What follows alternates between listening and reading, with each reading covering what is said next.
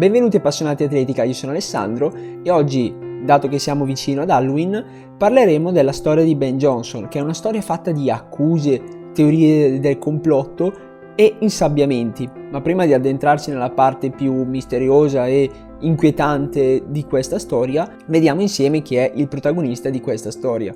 Benjamin Sinclair Johnson Jr., detto fortunatamente solo Ben, nasce in Giamaica il 30 dicembre del 1961 da una famiglia povera. Per cercare nuove opportunità la famiglia Johnson emigra in Canada nel 1976 e Ben ottiene la cittadinanza canadese all'età di 14 anni.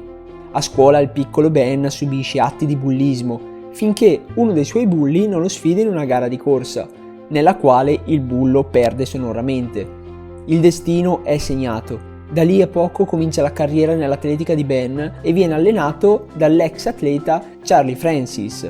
Di questo allenatore però girano voci che durante la sua carriera agonistica ci sia sempre creduto una vittima, perché a detta sua tutti gli avversari si dopavano, eccetto lui. Si narra anche che Charles Francis avrebbe posto fine a questa disparità con gli atleti da lui allenati.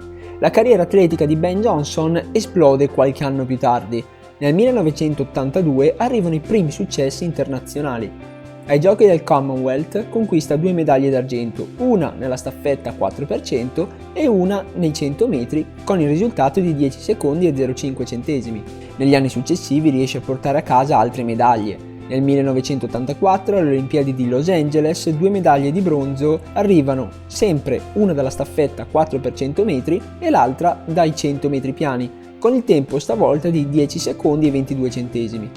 Il primo oro importante arriva l'anno successivo, cioè nel 1985, ai mondiali indoor di Parigi, dove nei 60 metri riesce a fermare il cronometro a 6 secondi e 62 centesimi.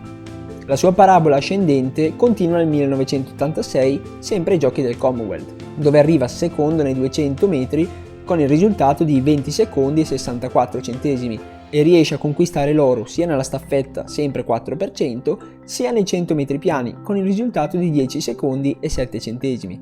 Per molto tempo Ben Johnson non è certo un protagonista della scena mondiale di atletica, poiché a quei tempi il vero protagonista indiscusso era Carl Lewis. Fino al 1985 tra loro due c'è un abisso. Nelle sfide dirette l'americano Carl domina per 8 vittorie contro una sola sconfitta ai danni di Ben Johnson. Ma nel 1985 c'è la svolta. Johnson riesce a battere l'americano al meeting di Zurigo e da quel momento la rivalità tra i due continua ad aumentare e non fa che accrescere l'interesse del pubblico verso le gare a cui entrambi partecipano. Anche perché il canadese usa una partenza molto insolita, ovvero la cosiddetta partenza a rana, cioè posiziona entrambi i piedi sulla stessa linea dei blocchi e non sfalsati come normalmente accadeva e come accade tuttora. Ai mondiali dell'87, svoltisi a Roma, Ben Johnson surclassa Carl Lewis e gli strappa anche il record mondiale sui 100 metri piani, correndo in 9 secondi e 83 centesimi. Qui però iniziano le prime insinuazioni. Carl, in un'intervista televisiva successiva ai mondiali, afferma: «Molta gente è venuta fuori dal nulla e sta correndo in modo incredibile e io non penso che lo stia facendo senza droghe». Ma stando al giornale Guardian, in un pezzo di un'intervista mai reso pubblico, Carl avrebbe aggiunto: «Se io prendessi le droghe, farei anch'io un 9,80 come lui». L'anno successivo, nel 1988, alle Olimpiadi di Seoul, il mondo è in attesa di scoprire chi avrebbe vinto il titolo dei 100 metri piani. I favoriti c'erano entrambi, Carl Lewis da una parte e Ben Johnson dall'altra. Entrambi arrivano in finale, ma il canadese a spuntarla con il nuovo record del mondo in 9 secondi e 79 centesimi, mentre Carl Lewis arriva secondo con 9,92. Ma dopo 2 giorni arriva il risultato dei test antidoping. Ben Johnson risulta positivo allo stanazololo, ovvero a degli steroidi, e quindi viene squalificato. Successivamente Ben dichiara ed ammette di aver usato sostanze dopanti anche durante i mondiali di Roma del 1987 e di conseguenza gli è stata tolta anche quella medaglia d'oro. Una volta terminato il periodo di squalifica per doping, Ben Johnson ritorna a gareggiare nel 1991, senza però più ottenere risultati di rilievo. Anzi, nel 1993 viene nuovamente trovato positivo, stavolta al testosterone, e quindi viene squalificato a vita dalle competizioni. Fino a qui credo che la maggior parte di voi conosca già questa storia, ma adesso cominciamo ad addentrarci nei pezzi più oscuri, nei pezzi più inquietanti di questa vicenda. Secondo molti, la finale dei 100 metri piani di Seoul del 1988 è stata la gara più sporca di sempre. Degli 8 finalisti, ben 6 hanno avuto nel corso della loro carriera dei problemi relativi all'antidoping. Dennis Mitchell, statunitense, è stato trovato positivo al testosterone nel 1998 e come scusa disse di aver bevuto 5 bottiglie di birra ed essere andato a letto con la moglie. Però purtroppo nessuno gli ha creduto. Che caso. Desai Williams, canadese, in seguito allo scandalo di Johnson, ha ammesso di aver fatto anche lui uso di steroidi. Linford Christie, inglese, è stato trovato positivo agli steroidi nel 1999. Ray Stewart, giamaicano, è stato bannato a vita dallo sport nel 2008, dopo che si è scoperto che somministrava e amministrava sostanze dopanti agli atleti a cui allenava. Infine, anche Carl Lewis compare in questa lista, perché egli è stato trovato positivo a 3 sostanze stimolanti prima dei Trail Olimpici del 1988, ma a detta sua erano contenuti in prodotti presi in erboristeria per curare il raffreddore e di conseguenza venne graziato dall'antidoping americano e gli venne immediatamente tolta la squalifica. Ma ora arriviamo alle dichiarazioni di Ben Johnson. Nel 2006 ha dichiarato di essere stato vittima di una cospirazione da parte degli statunitensi e punta il dito a personaggi molto vicini a Carl Lewis. Dopo 2 anni, nel 2008, dichiara di essere entrato in possesso di una registrazione fatta con Andre Jackson, un americano che dice di aver incastrato proprio lui, Ben Johnson, mettendo nel suo bicchiere le sostanze dopanti prima di offrirgliele proprio nella stanza dove di lì a poco avrebbe svolto il test antidoping. Tuttavia nel mentre il suo ex allenatore, cioè Charles Francis, ha ammesso di aver sbagliato la somministrazione dello stanazololo, poiché avrebbe dovuto smettere di somministrarlo a Ben 28 giorni prima delle gare, ma l'ultima fiala gliel'ha somministrata 26 giorni prima, perché Ben doveva riprendersi da un leggero infortunio. Inoltre, nel 1989, Charles ha dichiarato che Ben utilizzava gli steroidi già dal 1981, ovvero 7 anni prima di Seoul e 6 anni prima dei mondiali di Roma. A seguito di queste dichiarazioni di Charles Francis, Ben Johnson non cambia la sua posizione, anzi, addirittura in un'intervista del 2008 ha dichiarato che è stato fortunato ad uscirne solo con una squalifica. A detta sua gli avevano messo talmente tanta roba dentro il suo bicchiere che avrebbero potuto persino ucciderlo. Ben non è neanche concorde con quanto detto dal suo allenatore, poiché ha dichiarato di aver smesso di assumere sostanze dopanti 6 settimane prima delle Olimpiadi e quindi sarebbe dovuto risultare positivo, soprattutto perché ha dichiarato di non aver mai assunto in vita sua lo stanozololo. Ben è inarrestabile e non ha freni sulla lingua. Ha dichiarato che gli americani volevano assolutamente eliminarlo dalle competizioni poiché erano paranoici.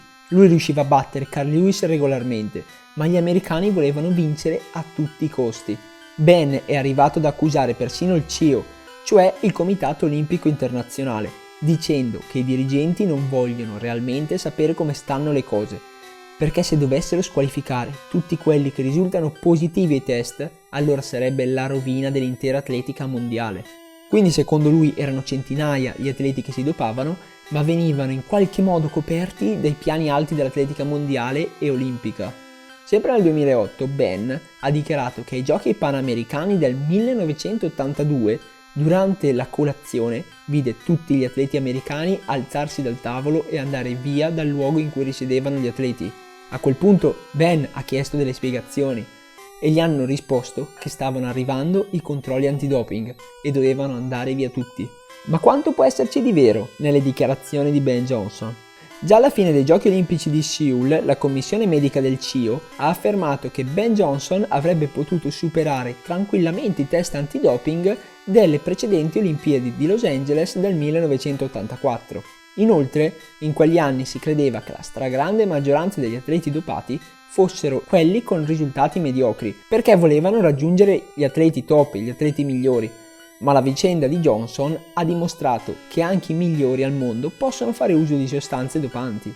A rendere ancora più oscura la questione è stato Wade Exum, cioè il direttore del servizio antidoping del Comitato Olimpico degli Stati Uniti dal 91 al 2000. Proprio nel 2000 si è dimesso poiché depresso e sconsolato riguardo al panorama dell'antidoping. Nel 2003 ha dichiarato di aver portato via 30.000 pagine di documenti che proverebbero che proprio il Comitato Olimpico statunitense utilizzava test antidoping inefficaci e che provava a convincere gli atleti ad utilizzare sostanze proibite per vincere. Addirittura disse che nel caso di risultati positivi la stragrande maggioranza di essi sarebbe stata occultata, cioè insabbiata. Tra gli atleti che accusò ci fu anche Carl Lewis. Secondo Wade Exum, la positività di Lewis agli stimolanti a causa di un raffreddore del 1988 era solo una copertura per evitare di fargli avere una vera squalifica. Ma non è ancora finita. In un documentario radiofonico della CBC del 2013, un funzionario del CIO ha dichiarato che durante le Olimpiadi dell'88, in seguito ai profili endocrini, ovvero test che servono per conoscere la quantità di ormoni nel corpo, addirittura l'80% degli atleti di atletica mostrava prove di un uso a lungo termine di steroidi, ma praticamente nessuno fu squalificato. L'ultima parte di questa vicenda risale al 2018, quando il quotidiano canadese The Star ha dichiarato di essere entrato in possesso del rapporto di laboratorio di Ben Johnson proprio del 1988. In tale documento ci sono degli appunti scritti a mano e non firmati da nessuno.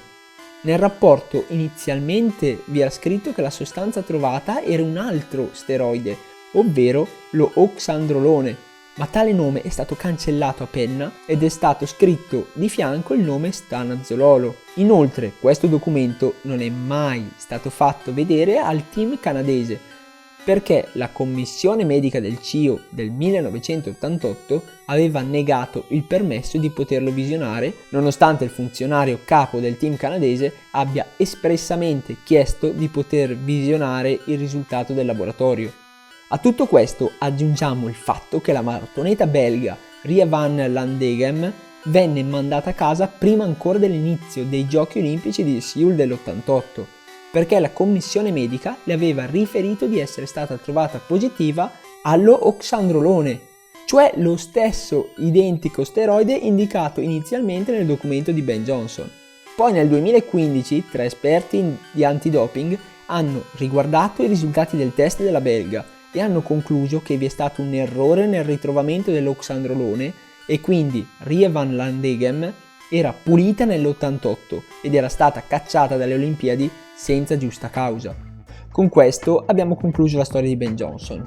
La verità probabilmente non la sapremo mai al 100%.